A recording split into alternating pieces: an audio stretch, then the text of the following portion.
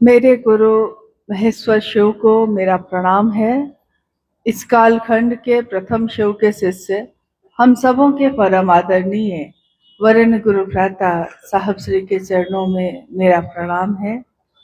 शक्ति स्वरूपा मां नीलम आनंद जी के चरणों में मेरा प्रणाम है। और छपरा के इस स्थान पर उपस्थित आप सभी गुरु भाई गुरु बहन के चरणों में मेरा प्रणाम है। महागुरु महादेव की दया से और साहब दीदी का असीम आशीर्वाद, जिसके कारण हम सब के जीवन में शिव गुरु हुए। हम सभी शिव के शिष्य हैं और हर एक शिव का शिष्य हजारों लाखों लोगों को जोड़ता है, महादेव के दिशा में चलने के लिए प्रेरित करता है। आज की ये शिव गुरु संगोष्ठी का आयोजन भी इसी के निमित्त यहाँ के स्थानीय गुरु भाई गुरु बहनों ने मिलकर किया है। और मुझको जो जानकारी है, इसमें छपरा, सिवान, गोपालगंज से भी लोग शामिल हुए हैं। ये शिव गुरु संगोष्ठी, जिसमें हम सभी गुरु भाई गुरु बहन आपस में एक साथ बैठते हैं और अपने गुरु के कार्य को, जो हमने आज तक किया है, आगे भी जो हम करने वाले हैं और आज जो स्थिति चल रही है, उस पे विचार विमर्श करने के लिए, आपस में विचार का आदान प्रदान करने के लिए, कौन क्या सोच रहा है, कौन क्या कर रहा है, इसके परे जाकर अपने लक्ष्य के तरफ ध्यान एकत्रित करने के लिए। लक्ष्य अगर स्पष्ट हो, मंजिल अगर स्पष्ट हो, तो रास्ता हम ढूंढ लेते हैं। मान लीजिए कि आज इस स्थान पे हम भी पहली बार आए, इस पार्क में, ये लॉन में, जो हॉल का लॉन है, इसमें हम भी पहली बार आए, आप भी पहली बार आए। किसी ने पता दिया, बताया कि यहाँ आना है, तो आते समय रास्ते आपने ढूंढ लिए। मंजिल अगर पता है, जाना कहाँ है ये पता है, तो रास्ता हम ढूंढ लेते हैं। साहब श्री ने, शिव के शिष्य ने, इस युग में, इस कलयुग में, इस कालखंड में महादेव का पता दिया, महादेव के तरफ चलने का रास्ता बताया ही नहीं, उस पे कैसे चला जाए ये सिखाया भी और अपने साथ लेकर चले भी। सिर्फ उन्होंने ये कहकर छोड़ नहीं दिया, सिर्फ उन्होंने ये नहीं कह दिया कि हाँ आप जाइए, अब जैसे जाना है जाइए। उन्होंने ये मंजिल बताने के साथ साथ शिव शिष्यता का राजमार्ग भी बताया। और शिव शिष्यता का राजमार्ग क्या है, शिव की शिष्यता क्या है, आध्यात्म क्या है, गुरु भाव क्या है, गुरु का अनुग्रह भाव क्या है, शिव की शीश रिक्षा में जो उनका दया भाव है वो क्या है। ऐसे अनेक प्रश्न हमारे मन में उठते ही रहते हैं। आइए हम लोग कुछ उस पे बात करते हैं, क्योंकि आप में से ज्यादातर गुरु भाई गुरु बहन, मुझको लगता है कि गुरु के काम में तेज गति से चलते हैं। तो हमको जब भी हम किसी से बात करते हैं तो हम कहते हैं कि शिव की शिष्यता एक आध्यात्मिक जागरण है। तो स्वाभाविक है कि वो व्यक्ति प्रश्न करता है कि आध्यात्मिक मतलब क्या होता है, अध्यात्म मतलब क्या होता है।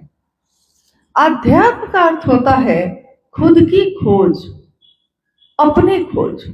मैं कौन हूं, क्यों आया, कहां को जाऊंगा, मेरे इस जीवन में आने का कारण क्या है, प्रयोजन क्या है, उद्देश्य क्या है, इसकी खोज। क्योंकि हम दुनिया में चारों तरफ देखते रहते हैं।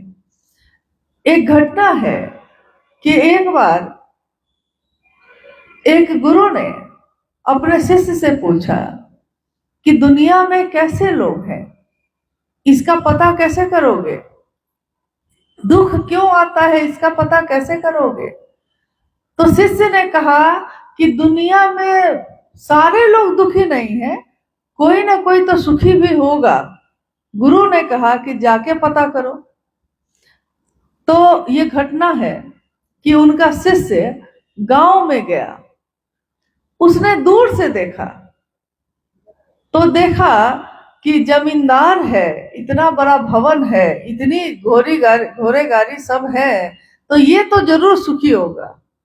तो वो उस जमींदार से मिलने गया। उसने कहा, भाई साहब आप तो बड़े सुखी होंगे, क्योंकि आपके पास तो लौकिक सुख के सारे साधन हैं। लेकिन उस जमींदार ने कहा कि मुझको संतान नहीं है।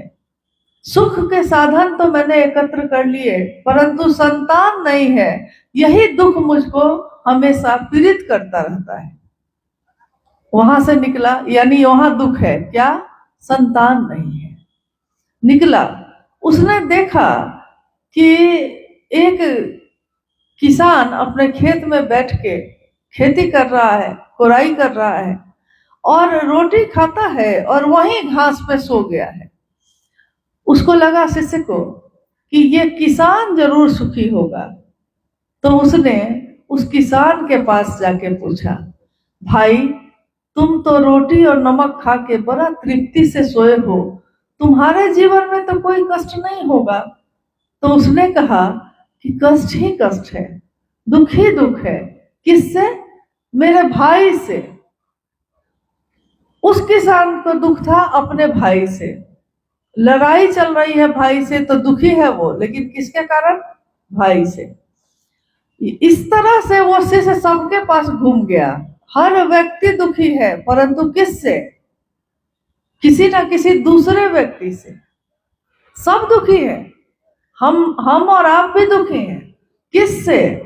जब पूछा जाए आपसे कि आप भाई गुरु भाई आप किसी से दुखी हैं क्या, तो आप कहिएगा कि हाँ, अमुक आदमी महादेव का काम नहीं कर रहा है, अमुक आदमी शिव चर्चा में व्यापार कर रहा है, हम उससे दुखी हैं। तो सबसे दुखी हैं हम लोग, लेकिन आज तक किसी ने नहीं कहा कि मैं खुद से दुखी हूं, कि मैं क्यों नहीं महादेव का काम करता। मेरे जीवन में तो सुख आया है, मेरे जीवन में तो आनंद है, मुझको तो शिव मिले हैं, मुझको तो साहब दीदी का सानिध्य मिला, मुझको तो उनका संदेश मिला है, मैं क्यों नहीं खुश हूं? और मैं अगर खुश हूं तो मैं इस बात से अपने से दुखी क्यों नहीं हूं कि मेरे द्वारा महादेव का काम होता है कि नहीं। मेरा बस दूसरे पे नहीं चलता।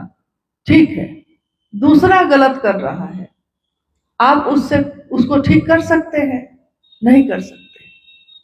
आप कोशिश भी कर सकते हैं, लेकिन कोशिश करने के बाद जब आपकी कोशिश बेकार चली जाएगी, तब आप कहिएगा, थक के हार के सोचिएगा कि मेरी कोशिश बेकार हो गई और मेरे द्वारा ये समस्या का समाधान नहीं हो सकता। तो आखिर हम कहते हैं कि महादेव के द्वारा ही इसका समाधान हो सकता है, तो हम महादेव पे ही निर्भर करते हैं। खुद से कोई दुखी नहीं है, पूरी दुनिया दुखी है, परंतु बहुत सुंदर एक भजन है कि एक दूसरे के सुख में हमको बड़ी जलन है। जब से देखा जग में यही चलन है कि एक दूसरे के सुख में हमको बड़ी जलन है, बहुत दुख है हमको। दूसरा क्यों सुखी है, दूसरा क्यों खुश है, तो उसकी खुशी को देखकर हम दुखी हैं। लेकिन कोई इस बात से दुखी नहीं है कि मेरी यात्रा का क्या होगा। आध्यात्म का अर्थ ही होता है मेरी यात्रा, मैं कौन हूं, मुझको क्या करना है। दूसरा अगर नहीं करता है तो मैं खुद कर सकती हूँ कि नहीं।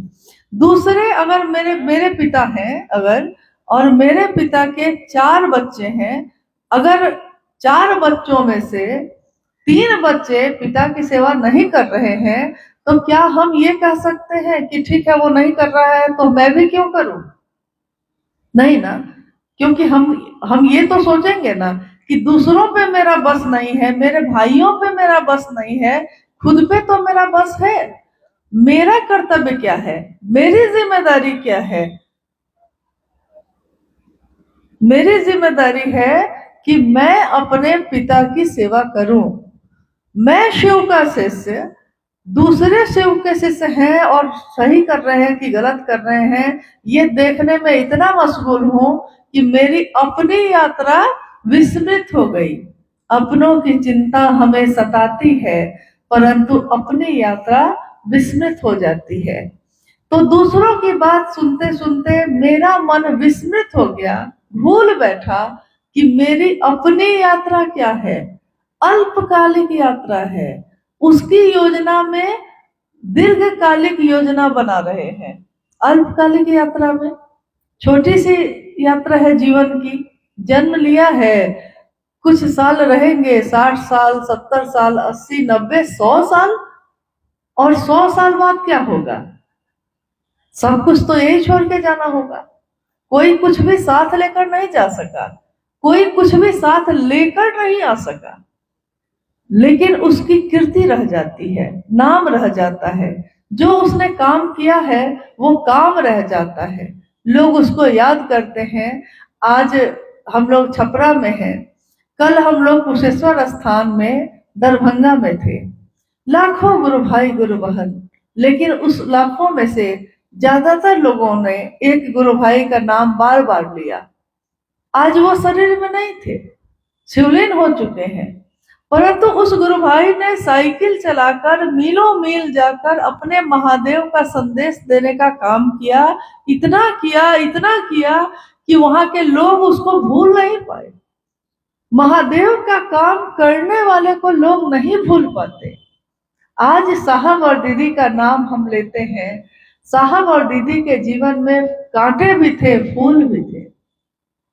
दुनिया को उन्होंने कांटे नहीं दिए, दुनिया को उन्होंने फूल दिया। क्या सारे लोग साहब और दीदी को चाहते थे? क्या सारी दुनिया के लोग चाहते थे? ऐसा नहीं था। कुछ ना कुछ लोग तो ऐसे थे ही जो नहीं चाहते थे, परंतु आपके चाहने के लिए मैं थोड़े ही आया हूं। दूसरे मुझको चाहे, इसके लिए कोई शिव का शिष्य इस धरती पे थोड़े ही आया है। उसके शिव उसको चाहे, वो शिव को चाहता है।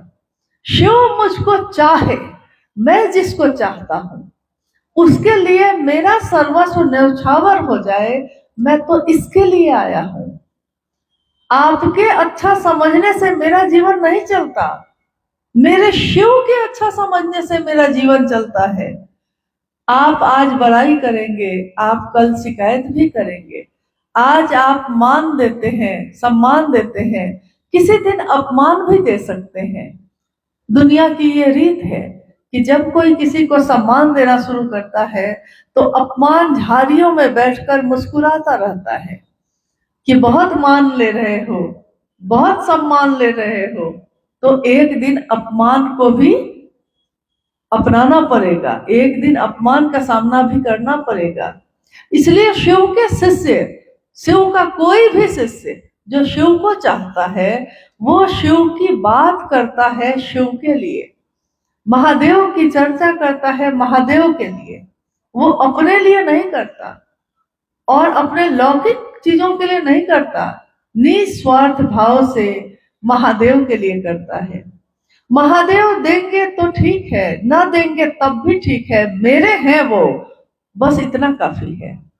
मेरा बेटा बुढ़ापा में मुझको देखेगा तो बहुत अच्छा है, नहीं भी देखेगा तो कहते हैं कि पूत कपूत होता है लेकिन माता को माता नहीं होती।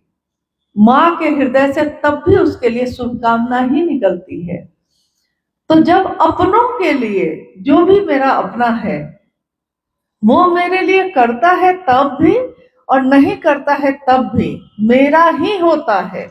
हम अपनों का व्यापार नहीं करते, हम अपनों का बंटवारा नहीं करते, हम अपनों का लेन देन या फेर बदल नहीं करते। मेरा बेटा है, मेरा पति है, मेरे माता है, मेरे पिता है, जैसे हैं मेरे हैं। दूसरे के पास हो सकता है इससे अच्छे पिता होंगे, परंतु हम अपना पिता नहीं बदलते, तो भगवान कैसे बदलेंगे? तो अपना गुरु कैसे बदलेंगे?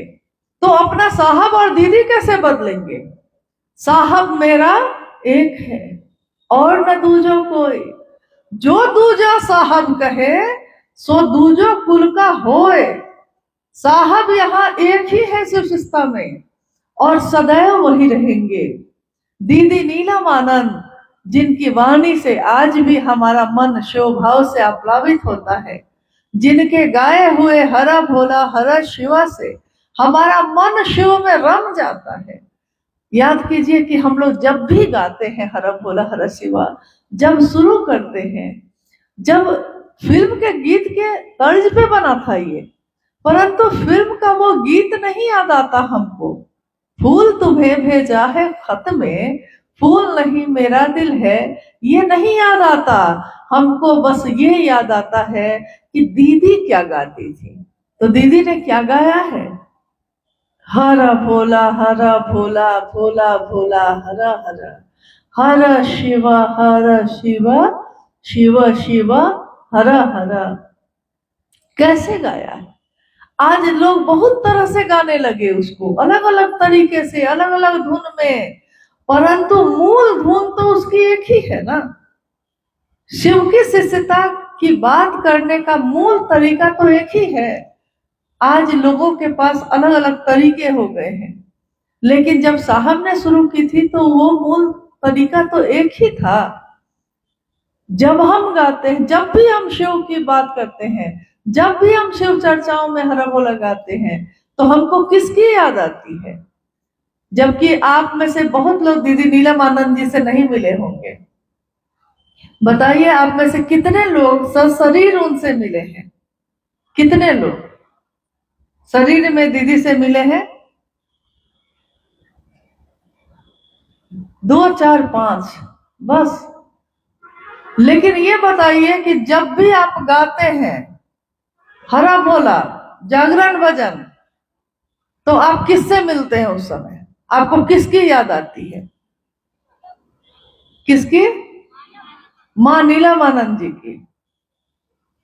माँ के साथ जब भी महादेव का कार्यक्रम शुरू होता था, तो जब भी हम लोगों ने गाया है, सौभाग्य मिला उनके साथ रहने का, उनके साथ हरा भोला की धुन को गाने का और उसमें डूब जाने का।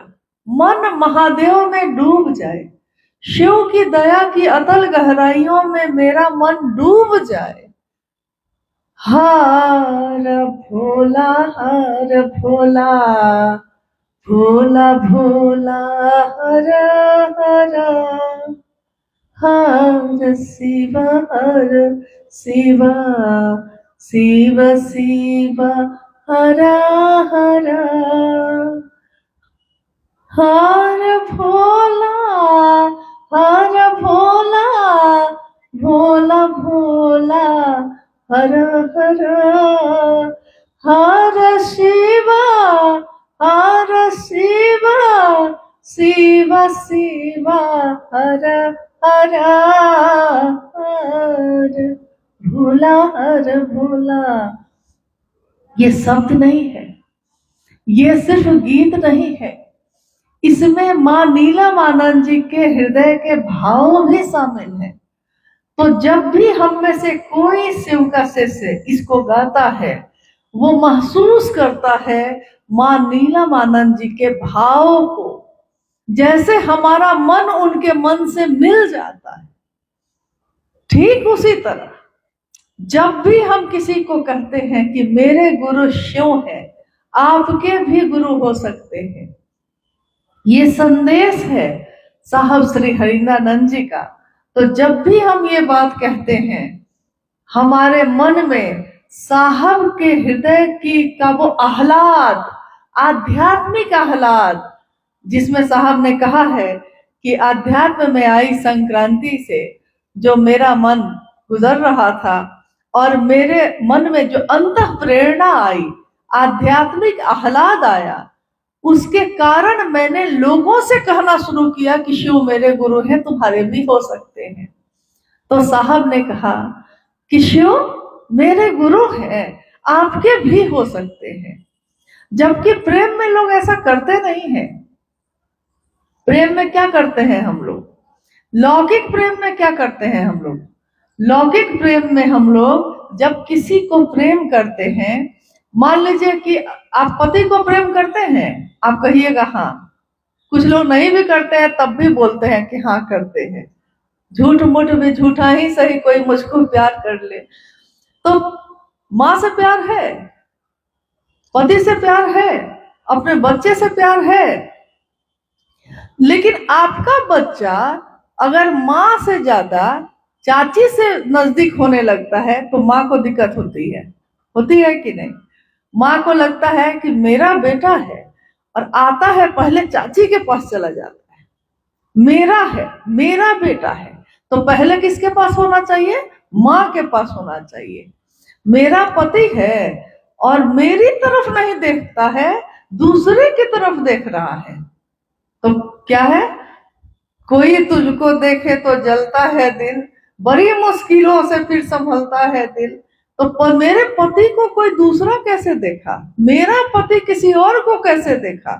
देखिए, जो लौकिक प्रेम है उसमें संकीर्णता है, उसमें बंधन है।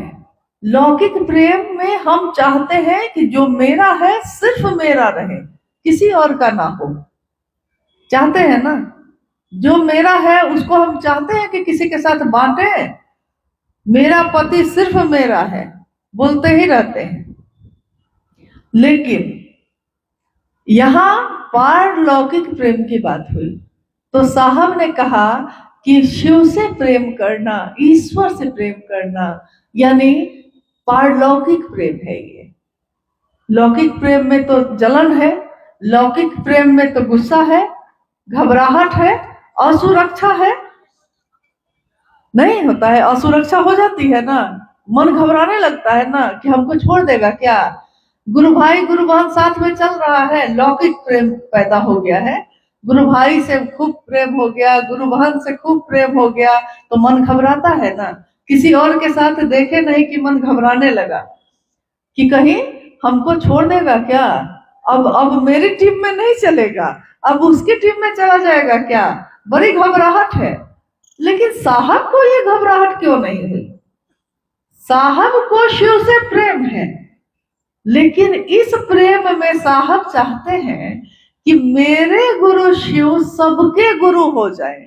देखिए, सिर्फ मेरे नहीं रहे, आपके भी हो जाए और आप भी हो जाइए। ये मामूली बात नहीं है। आध्यात्म में ये जागरण, ये असाधारण बात है जो आज तक के इतिहास में कभी हुआ ही नहीं। मेरा गुरु सबका हो जाए, मेरा शिव सबका हो जाए, सब उसके हो जाए, और कोई मुझसे मिले या ना मिले लेकिन मेरे शिव से मिले। कोई मेरा नाम ले या ना ले लेकिन मेरे गुरु का नाम ले। साहब की भावना क्या है? ये है।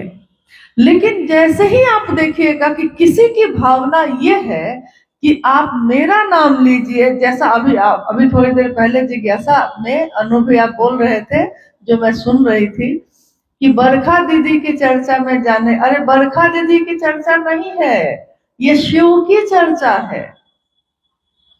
ये किरण दीदी की चर्चा नहीं है, ये महेश भैया की चर्चा नहीं है। ये किसकी चर्चा है? शिव चर्चा है। शिव चर्चा में हम लोग आए हैं। ये किसी व्यक्ति की चर्चा हो ही नहीं सकती, शिव की बात है ये। हाँ, इसमें हम लोग शामिल होने आए हैं। तो शिव से क्यों आपको द्वेष हो रहा है, घबराहट क्यों हो रही है? कि कोई यहाँ आया नहीं कि आपके मन में घबराहट हो गई कि अब ये मेरा आदमी नहीं रहा।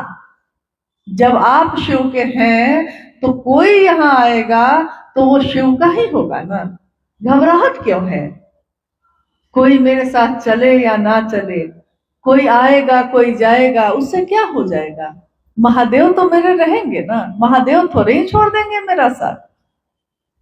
तो लौकिक रिश्तों में घबराहट है, यहाँ तक कि गुरु भाई गुरु बहन को भी आपस में घबराहट है, असुरक्षा है, लगता है कि इसको हम चलाए थे, इसके नाम की घोषणा हम किए थे। भूल गया कि नाम की घोषणा आपने की थी, परंतु घोषणा करना साहब दीदी ने सिखाया था। आपने 3 सूत्र किसी को दिया, परंतु ये 3 सूत्र साहब और दीदी ने दिया है। मेरा नहीं है ये, आपका नहीं है ये किसी ने दिया है बांटने के लिए। कहा जाता है कि सुख को बांटिएगा तो बढ़ेगा कि घटेगा? सुख को बांटने से बढ़ता है कि घटता है? बढ़ता है। और दुख को बांटने से क्या होता है? दुख को बांटने से घटता है, सुख को बांटने से बढ़ता है। महादेव मेरे हैं, ये सुख है, ये आनंद है। जितना बांटिएगा, जितना छीटिएगा, जितना लोगों तक पहुंचाइएगा, उतना नाम के घोषणा उसकी होती है। और मन खुश किसका होता है? जो जो घोषणा कर रहा है।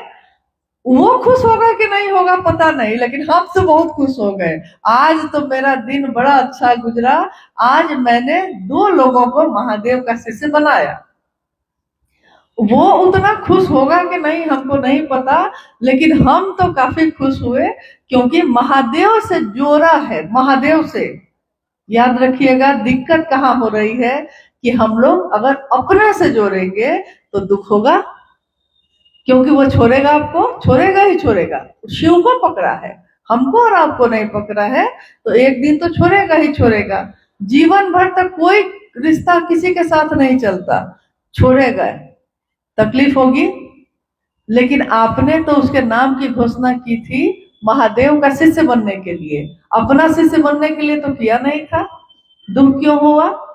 तकलीफ क्यों हो रही है?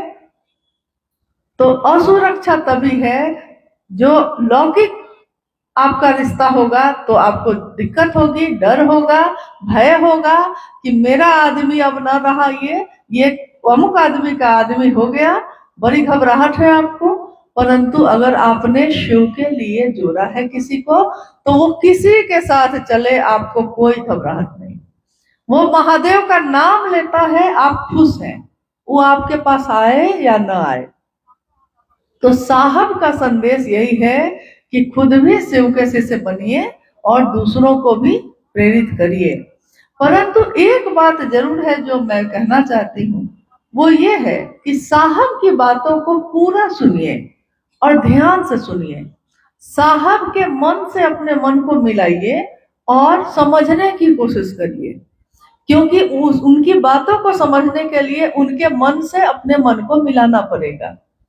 एक बार साहब ने एक गुरु भाई को, जो उनके नजदीक खड़ा है, कहा कि दूसरा गुरु भाई जो जा रहा है, जाने वाला है, तो साहब यहाँ से देख रहे हैं, तो उन्होंने कहा कि जाके कहो कि रुको मत जाने दो, रोको मत जाने दो।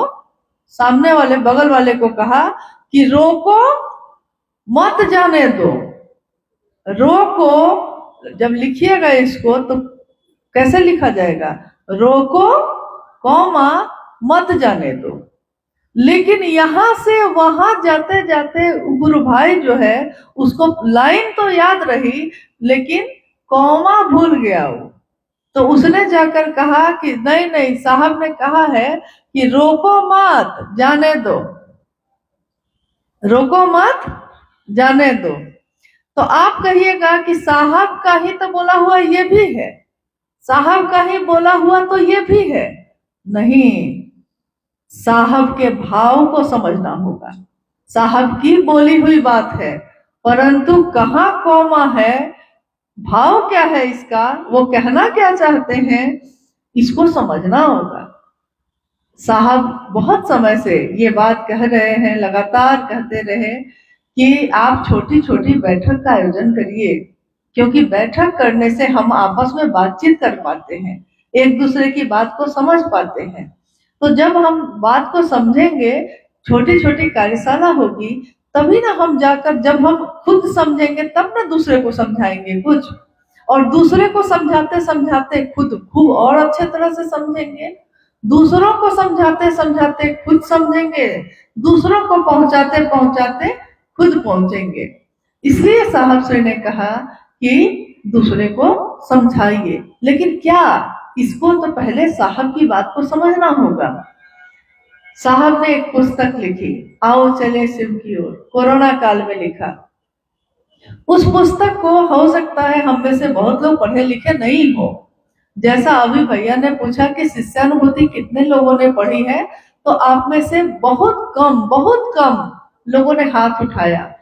तो जानकारी का अभाव भी एक कारण होता है, जानकारी का अभाव है। इसमें मेरा कहना है कि पुराने जो 20 साल 30 साल के गुरु भाई गुरु बहन हैं, उनकी भूमिका भी है कि उनके पास शिष्यानुभूति होगी। नहीं है तो मुख्यालय रांची से सबको दिया जाता है, आप कभी भी कोई जाएगा तो ला सकता है और फ्री दिया जाता है।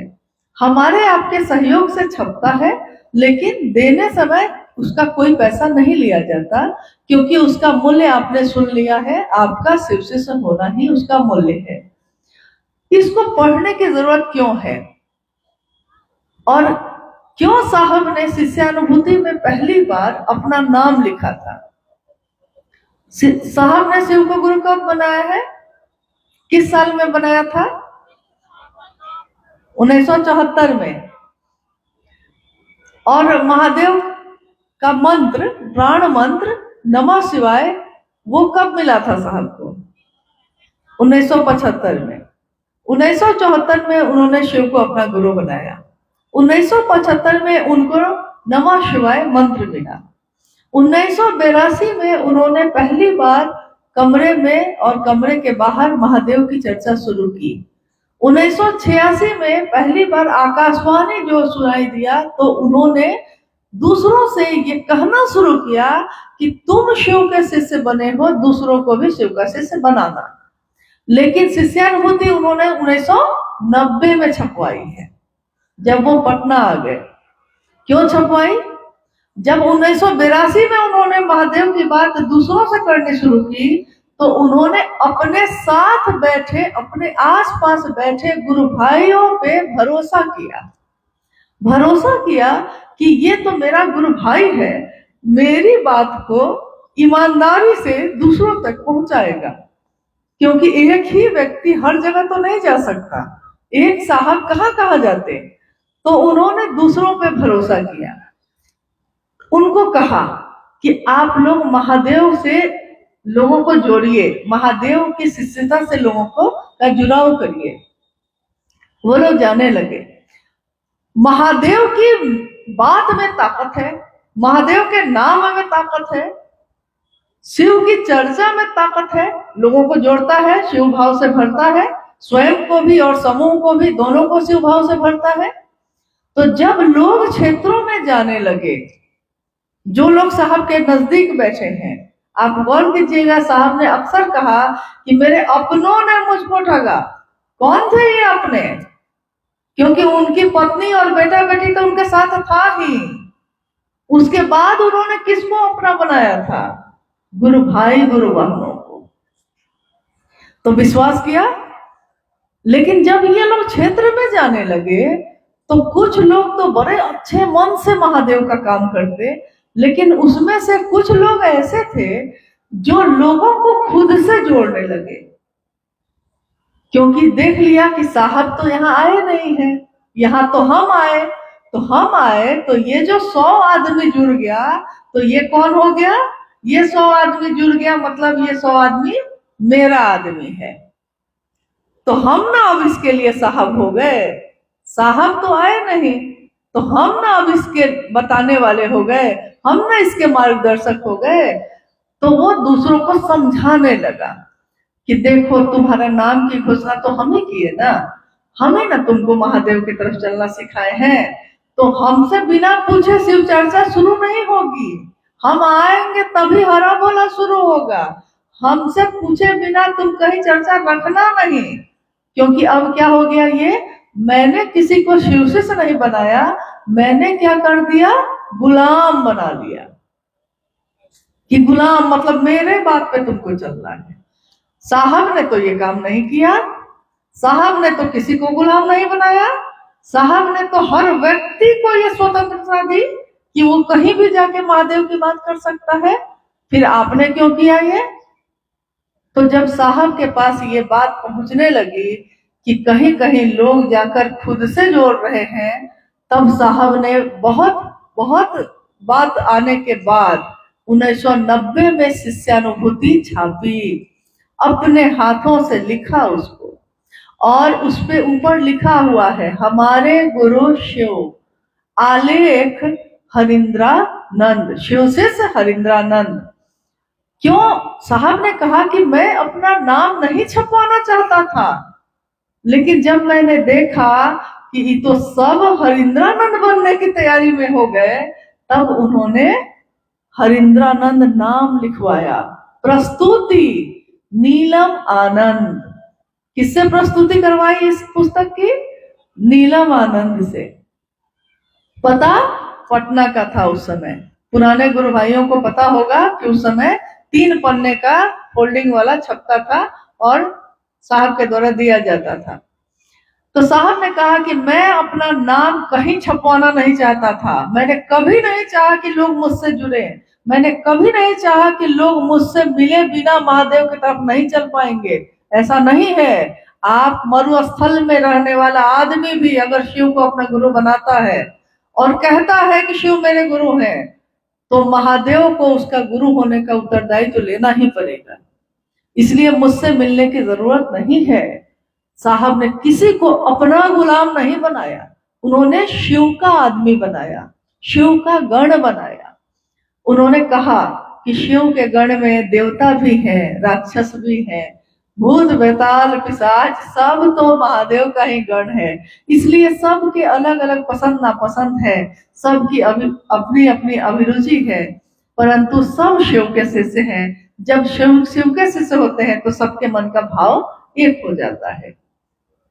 तो पहली बार साहब ने 1990 में ये छपवाया और लोगों को कहा, अब जो लोगों को भेज रहे थे वो, तो ये किताब दी जा रही थी कि आप जब किसी के नाम की घोषणा करेंगे तो उसको ये किताब जरूर दे दीजिएगा, ताकि वो खुद से पढ़ के खुद में जागरूक हो, खुद में उसके जागरण हो, वो खुद से पढ़ के समझे कि ये संदेश किसका है? साहब का है। शिव के शिष्य साहब हरिंद्रानंद जी का संदेश है। और बाद में भी जब कोरोना काल में उन्होंने लिखा था आओ चले शिव की ओर, उस समय साहब ने यह कहा कि मैंने 1990 में शिष्यानुभूति छापी थी, परंतु लोग उसको पढ़ते नहीं हैं, मेरी बातों को लोग नहीं पढ़ते। एक हंगामा सा बरपा है शिव की चर्चा की आंधी में, कहीं आप अपनी शिव शिष्यता को न खो बैठिए। इसके लिए जरूरी है कि आप शिष्यानुभूति को पढ़िए, सुनिए। नहीं पढ़ सकते हैं किसी से पढ़वा के सुनिए, परंतु सुनिए और उस रास्ते पे चलिए जो साहब ने दिया है।